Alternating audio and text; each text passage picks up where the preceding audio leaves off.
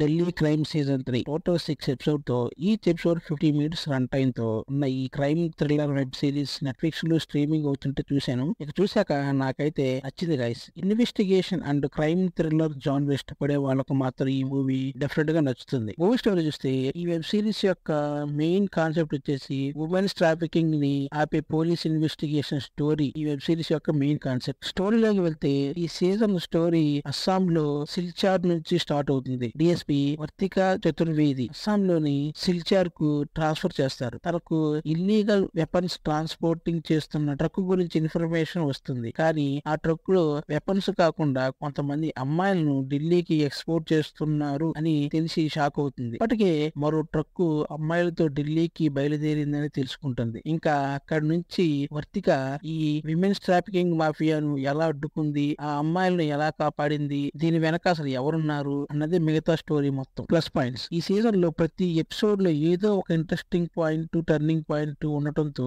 చూసే ఆడియన్స్ ని బాగా ఎంగేజ్ చేస్తుంది. ఇక రియల్ లైఫ్ ఇన్సిడెంట్స్ ని బేస్ చేసుకొని తీసినట్లుగా అనిపించే ఈ స్టోరీ చాలా సీరియస్ గా, క్యూరియాసిటీగా చూపించారు. ఇంకా అస్సాం లో స్టార్ట్ అయిన ఈ స్టోరీ ఢిల్లీలోని ఒక బేబీ నూర్ కేసు తో లింక్ చేసిన విధానం కూడా చాలా ఇంప్రెసివ్ గా ఉంటుంది. ఇంకా లాస్ట్ 2 ఎపిసోడ్స్ అయితే పక్కా థ్రిల్లింగ్ లెవెల్స్ లో ఉంటాయి. ఇంకా వర్తిక క్యారెక్టర్ లో షఫాలి షా మరోసారి ఆడియన్స్ ని స్టన్ అయ్యే యాక్టింగ్ తో అదరగొట్టింది. కానీ ఈ సీజన్ లో మాత్రం మెయిన్ హైలైట్ అయింది మాత్రం హుమా ఖురేషి. నెగిటివ్ రోల్ లో తను చాలా పవర్ఫుల్ యాక్టింగ్ తో అదరగొట్టింది. సీరియస్ గా చెప్పాలంటే ఈ సీజన్ కు తనే మెయిన్ ఎసెట్ అని కూడా చెప్పుకోవచ్చు. రసికా దుగాల్, సయానీ గుప్తా, మీతా వశిష్ట, రాజేష్ తైలాంగ్ కూడా ఈ వాళ్ళ క్యారెక్టర్స్ బాగానే చేశారు. ఇంకా కే ర్యాంప్ లో హీరోయిన్ గా చేసిన యుక్త దరేజా ఈ సిరీస్ లో చిన్న క్యారెక్టర్ లో కనిపించిన గుడ్ ఇంప్రెషన్ క్రియేట్ చేసింది. ఈ మూవీకి షఫాలి షా యాక్టింగ్ పర్ఫార్మెన్స్, ఇంకా Huma Qureshi powerful villain character, ఈ రెండే